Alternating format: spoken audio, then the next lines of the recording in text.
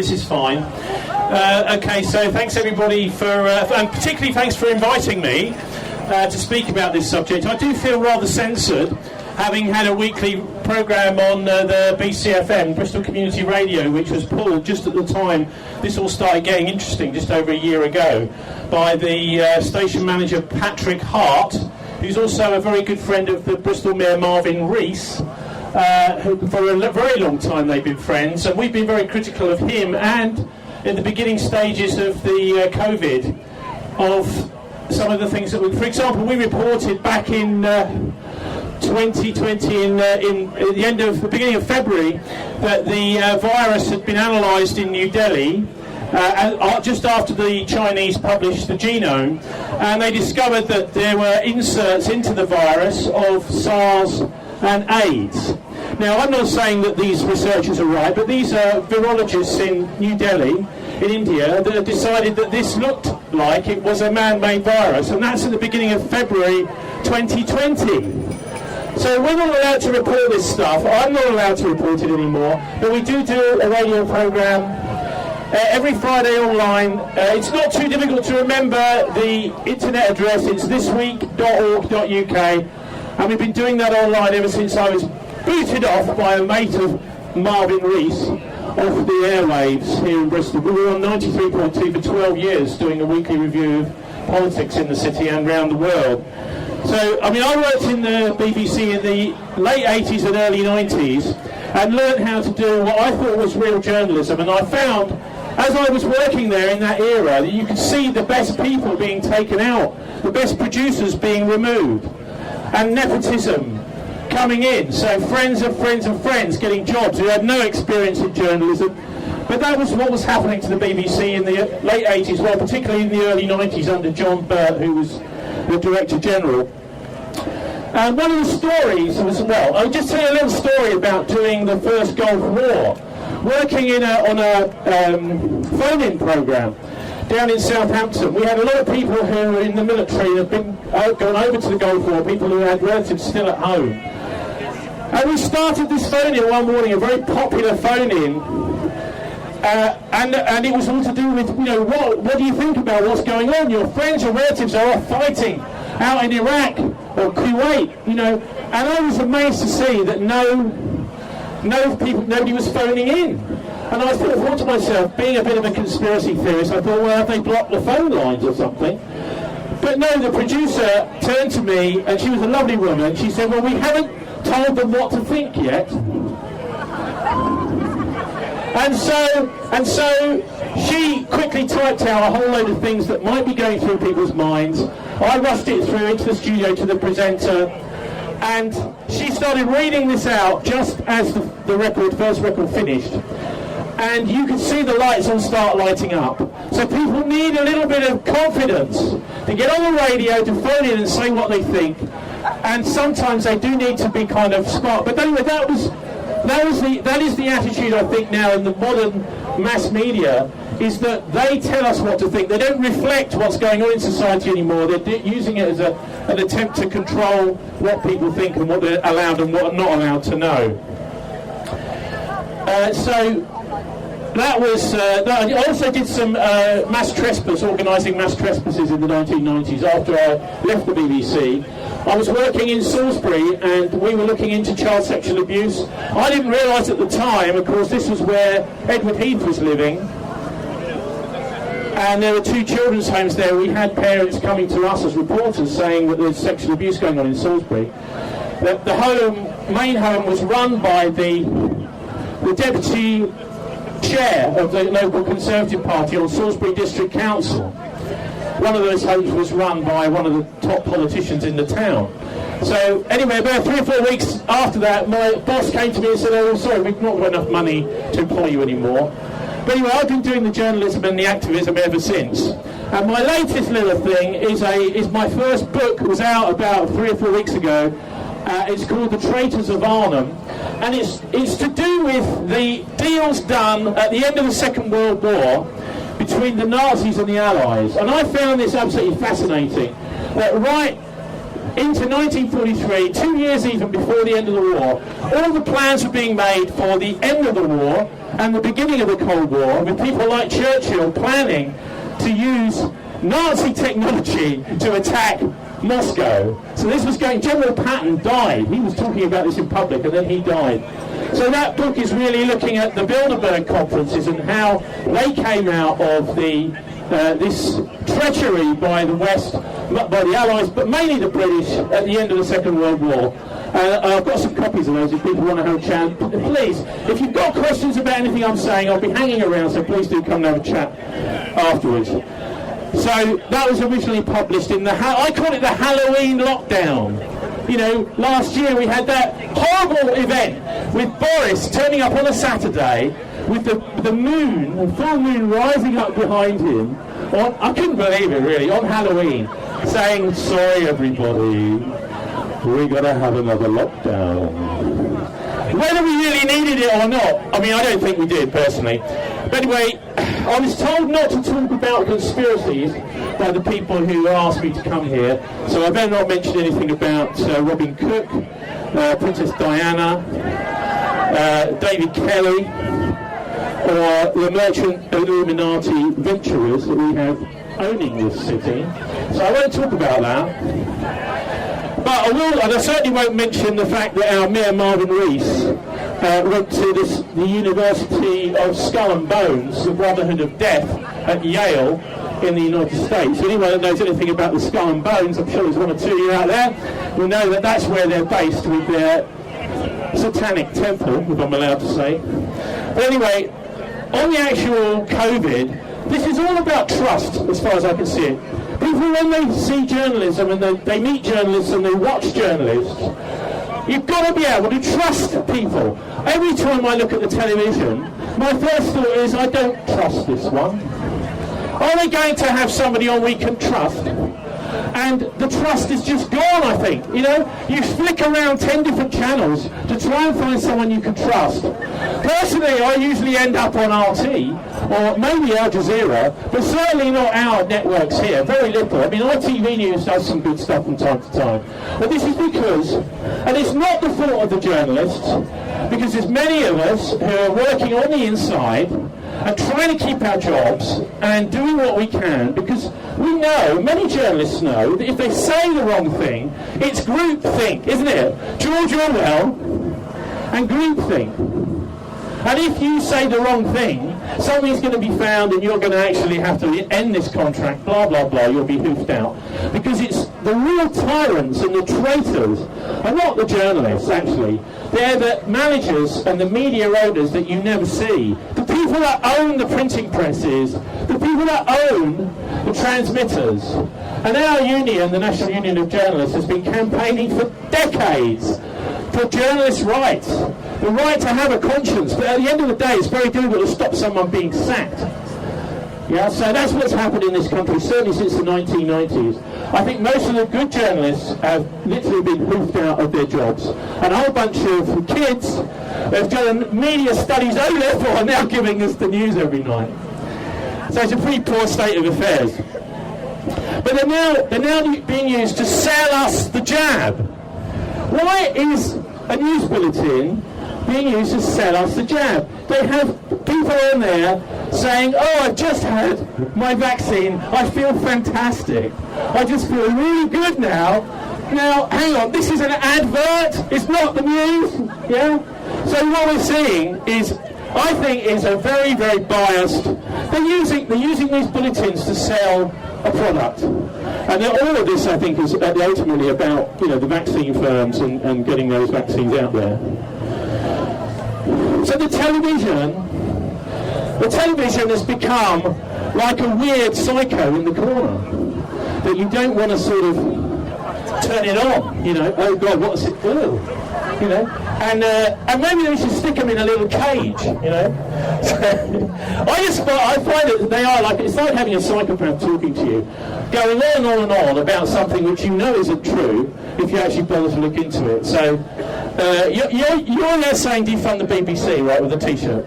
And I do understand people that can't bear it, but this is This is really to do with who is running it. Of course, what would happen if the BBC went is everything would be laid open to commercial broadcasters, and everyone would just be able to buy up. A hedge fund, if they didn't like what was on one channel, would just buy them up.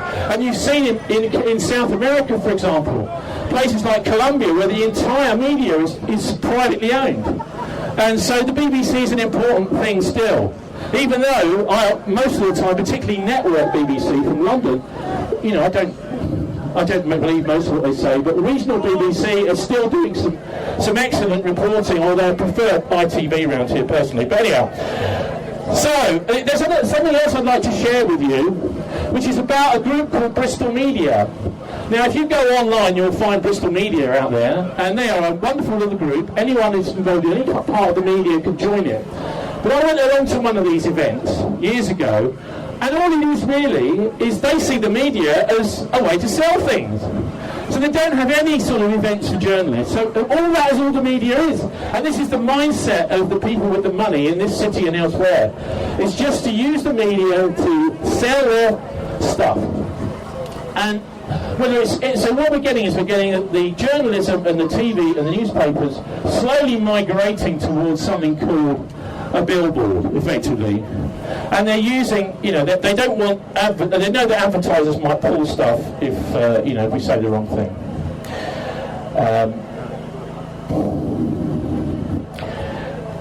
So we've got, okay, so the policy that is driving this whole thing, who is making that policy? It's people like Sage, we were hearing earlier on. Sage will not publish the reasons they're using for the decisions they're making. All that's happening is Sage are giving the information to the Cabinet are ticking it, and it's going law, or whatever, and not necessarily law, guidelines. But the problem here is the Sage is controlled by the pharmaceutical industry. So we're getting not government policy, we're getting pharmaceutical industry policy. And isn't it interesting, this week we've heard that, that we may not be able to open up again. Oh dear. Well, of course, what they're doing is preparing the ground for what's going on behind the scenes, which is an attempt to shift the government policy. But the media are complicit with this because they don't question the science. They just don't question the science. Why not? The science is the flaw. And for God's sake, we've heard so many doctors, and we're going to be hearing Tess Laurie, I believe, later on here today, explaining the science for us. I've had amazing education in the way the immune system works from these brilliant censored doctors. Those are the scientists I want on Sage. The people who've been censored at least need a voice. Tess wrote to Sage, and the FLCCC, you may have come across them. They wrote to Sage about ivermectin back in November. They didn't even get the courtesy of a reply. This is life-saving medicine. These are life-saving doctors who've been ignored completely by this government. And as Mike Uden said quite early on in all this, sack Sage! Sack Sage! Sack Sage!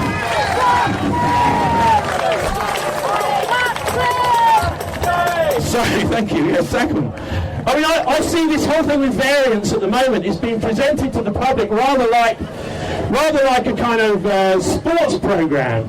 Yeah? So you've got, what is it, the Kent variant is going faster, the Indian variant is going a bit slower, the Nigerian variant is now taking over and is on the final furlong, and the Brazil variant, and the South African variant is coming up at the last minute, and they've got all these graphs, and then they have a big sort of round of applause at the end when such and such a variant is coming. Oh God. These variants aren't affected at all if you take ivermectin and chloroquine. These are other treatments. The antiviral treatments will kill all of them. So we don't need to be scared about these tiny little variations. What is it? 0.02% of a variation in the genome is not going to kill anybody else. They're just the same as the original ones.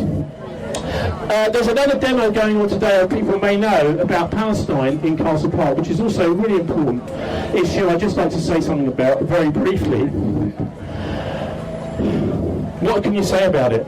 A 20-to-1 kill ratio is not enough for the Israeli government.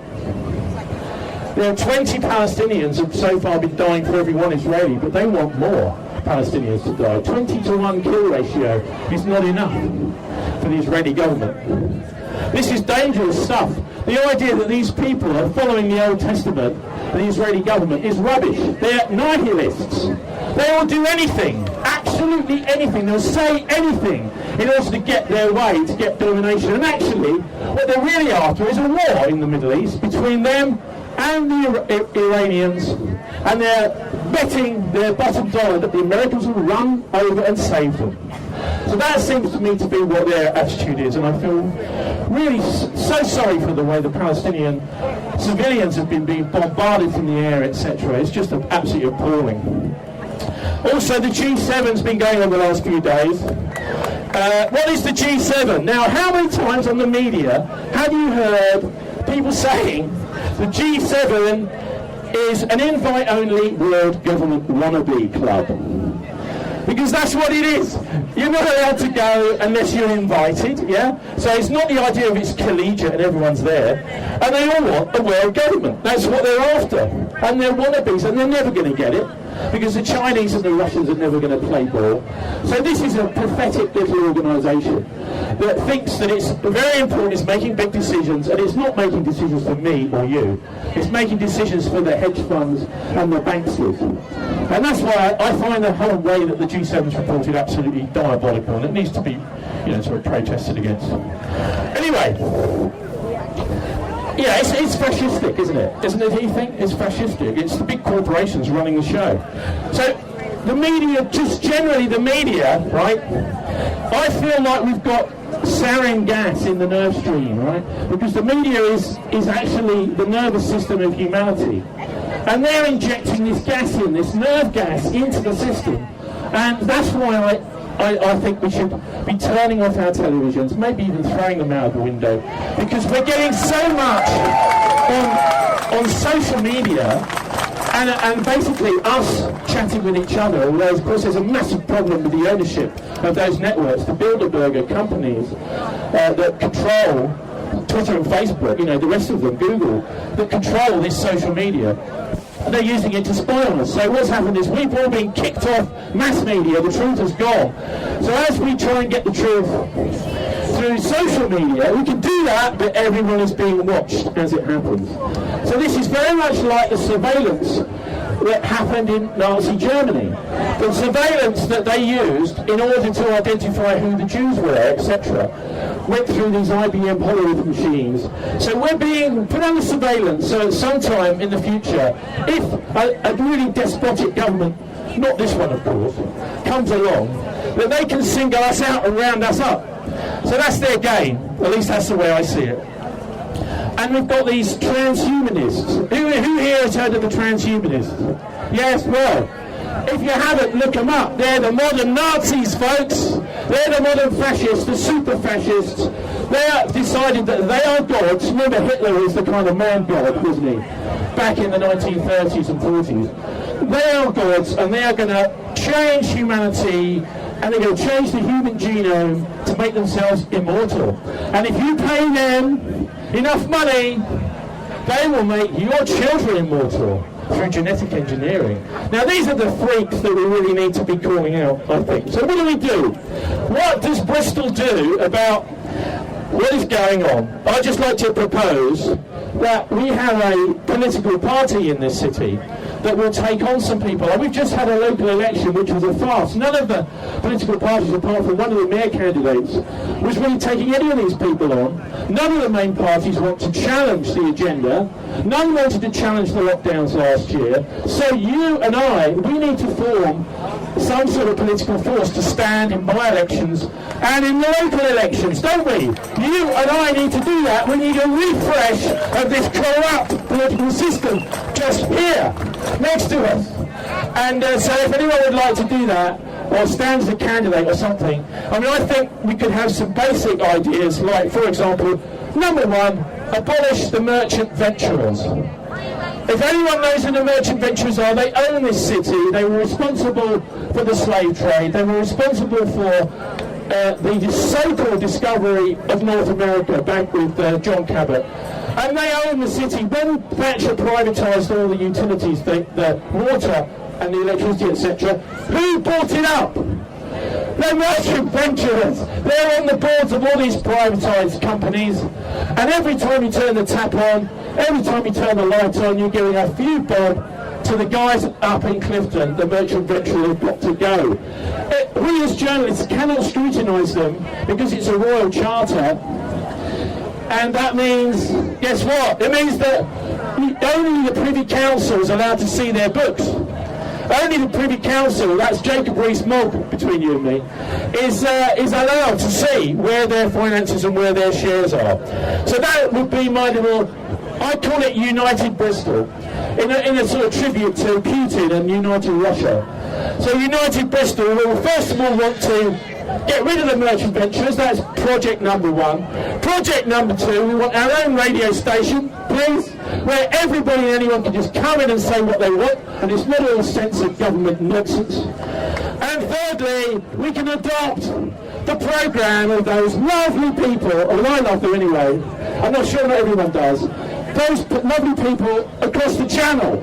The Yellow Vests have got a fantastic programme of how they want to reform society so that the financial and political system starts to serve people again rather than predate on society like a bunch of lunatics. Anyway, my radio show is still on the internet every Friday, thisweek.org.uk, and then if anyone would like to have a chat afterwards, I'd be very pleased to do so. I'm Tony Gosling. Thank you for listening and thanks for inviting me.